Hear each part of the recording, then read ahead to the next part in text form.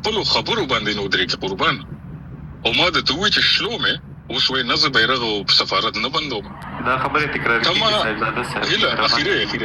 اخیری خبره زه بحث نور ختمول غواړم او زه اخیری دا خبره کوم چې کوم کار مو بخپل نه دی کړی د هغه تمه د بل سړی نه مکو. د پښتونخوا پښتانه جنگونو ته هر څه په خپل ځمکه باندې دي، د خپل ځمکې نه بل ځای ته مهاجر شوي نه دي. شکیب صاحب ته مهاجر شوي کوم باندې جنگونه راغلي دي، کله پنجاب ظلم راغلي دي، که هر څه راغلي دي، یو نه انکار نه کوم، خو په نره باندې خپل ځمکه مړ شي او تختیدلې نو د خپل ځمکې او دا د ځمکې تاریخ حقیقت دی. نو ګورم مهاجر سړی چې کوم خپل ځمکه پریدي هغه راځي د ځمکې خاوند او خان ته وي چې ته بې غیرته یې، دا دوغلاپن دی. پښتونخوا پښتانه په خپل ځمکې پراته دي، تباهۍ ته پراته دي، مرګ ته پراته دي، خو پراته دي څنګه چې ګیلمن خپل مرګ ته پروت پښتونخوا کې او قربان دا عمل تا نه دی کړی. د شورویانو په وخت کې متختیدلې، د امریکای په وخت کې متختیدلې، نظام په وخت کې متختید، ټول عمر د تیښته کړی ده. نو دا هغه تمه د پښتونخوا نه وکړه کم کار چې د پخپله کړی دی. دا زما اخیری خبرې وي. مننه. اوس انشاءالله ګمان وکړو سلامونه او نیکې هیلې. دلته خبره د پښتونولۍ، افغانیت، غرور او غیرت وشوه. اول په ټول د تاریخ کې راځي د بیت نیکه نه به راواخلو او په ما را ختمه.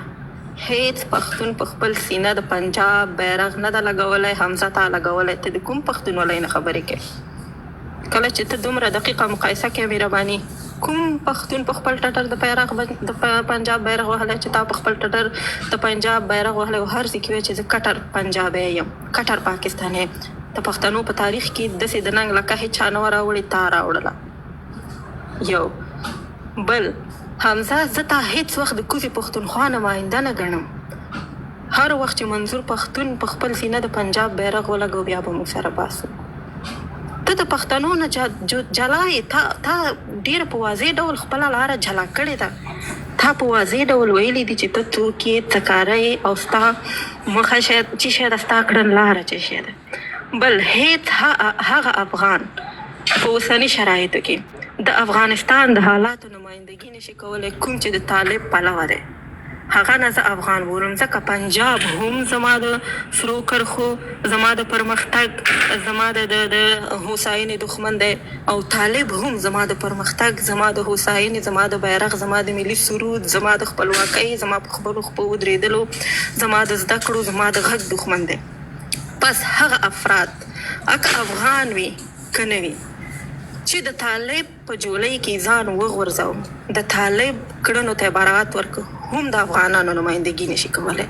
او هغه د کوزې پښتونخوا راغلی پښتون چې په ټټر یې د پنجاب بیرغ وهلی وي هم د کوزې پښتونخوا نمایندګي نشي کولی. دا 2 نفره دي. تاسو باید په خپلو کې سره دا مشکل حل کړئ. د افغانستان نمایندګي کولو دپاره ډېر ویاړلي شخصیتونه په دې میډیا کې هم شته دي، په نړیوالو سټیجونو کې هم شته دي. د هغوی دریځ لکه لمر روښانه دی. هغه هېڅ وخت د طالب د بیرغ دپاره دا دلیل تا ته نه راوړي چې کلمه پې لیکلې ده، ځکه زما په سور رنګې بیرغ هم کلمه لیکلې وه. هېڅ وخت نه. هغه هېڅ وخت تا ته دا دلیل نه راوړي چې پنجاب سره زه رسما په جنګ کې نه یم، بلکې هغه وایي زه ورسره په جنګ کې یم خو وس مې نه رسېږي. بلکل پنجاب په ما حمله کوي او زما اوسنی نظام یې په مقابل کې وایي چې زه جذبه نه لرم، زه د پنجاب په مقابل کې د جنگ جذبه نه لرم. پس هر څوک چې د داسې کړنو پلوي کوي هغه زما په نظر افغان نه ده. بلکل زه نن بېوسه یم، زه به دا زور یوه ورځ پیدا کوم، دا د پنجاب بیرغ به دا سفارت د زه وربندوم. او په اوسنۍ شرایطو کې لازمه هم دا وه چې پنجاب زما بېګناه وګړي ووژل، ما یې باید سفارت زه یې د دې کړنې ته کوم قانوني تګلاره وکړم. اما حمزه ته ما ته دا پیغور ولې راکوي چې ته تښتېدلی؟ دا اوس ته د امریکا نه نه غږېږي؟ ته خو په هر هېواد کې که نه، ته شکیب ته په کومه سترګو دا پیغور ورکوي؟ ښه شکیب ته خو حداقل یو بهانه موجوده وه چې په هېواد کې جنګ و، ناخوالې وې، راوتښتېدې. ته له کومې وجې راتښتېدلی یې؟ په تا څه تندر راغورځېدلی و؟ په تا کې څه کیسه وه؟ ته هم دا اوس د ټي سي نه یې ورسره لګیا؟ ته هم دا اوس د امریکا نه یې لګیا؟ نو یو بلا راپاڅېږي بلې ته وایي بل که په مهاجرت په تعداد شي نو د پاکستانیانو او د افغانانو د مهاجرت تعداد به په نړۍ کې یو شی وي، ځکه داسې هېڅ هېواد نشي پیدا کولی چې هلته افغان مهاجر وي او پاکستانیان وي. که افغان په دکان کې کار کوي شاګرد پاکستانی دی، که افغان رستوران لري شاګرد پاکستانی دی، که افغان ټرک چلوي کلینر پاکستانی دی. دا پیغورونه دا د ماشومانو کارونه دلته مه کوئ. زه هم دومره درته وایم چې حمزه زه تا هېڅ وخت د کوزي پښتونخوا نماینده نه بولم. زما د کوزي پښتونخوا نماینده معلوم ده منظور پښتون ده او د هغې سرې کرښې تګلاره هر څه معلوم دي. او زه هغه افغان هېڅ وخت افغانانو نماینده نه بولم چې د طالب یوې کوچنۍ کړنې ته هم هغه مشروعیت ورکوي. موږ د کوزي پښتونخوا د نمایندګي د کولو دپاره پیاوړي وتلي له غیرته ډک ځوانان لرو او د افغانستان نمایندګۍ دپاره هم موږ ویاړلي ستر شخصیتونه لرو. هېڅ ضرورت نشته چې دا ځینې کسان چې شخصي عقدې لري راشئ په نړیوالو د افغانستان په سطح او د افغانانو په سرنوشت باندې دلته خبرې وکړي. زه بیا هم خبرې را لنډوم. شکیب صاحب مو تاسو دواړه ورک شولو. شکیب صاحب مو تاسو دواړه ورک شولو. ته د افغانستان نه یو زه د پښتونخوا نه یم. هېڅ په ټټر باندې د پنجاب بیرغ نه ده وهلی او هېڅ واقعي افغان د پنجاب نوکر او د پنجاب د نوکر کړنو ته مشروعیت نه ورکوي. ومن الله توفیق. نو خورجانې ته راغلې ولې زما سره خبرې کوې چې ته ما د پښتونخوا نماینده نه بولې؟ په زوره د پښتونخوا نماینده بولې نه ته خو مې نه بولې که نه. ته خبرو ته ولې راغلې؟ ته خبرو ته ما سره ولې خبرې راغلم چې ته وایې چې افغانانو نه درس صاحبزاده صاحب ډاکټر مصطفی صاحب اجي تکلم وخور نه چې زه د پښتونخوا نماینده نه یم ته ولې راځې ما سره خبرې کوې؟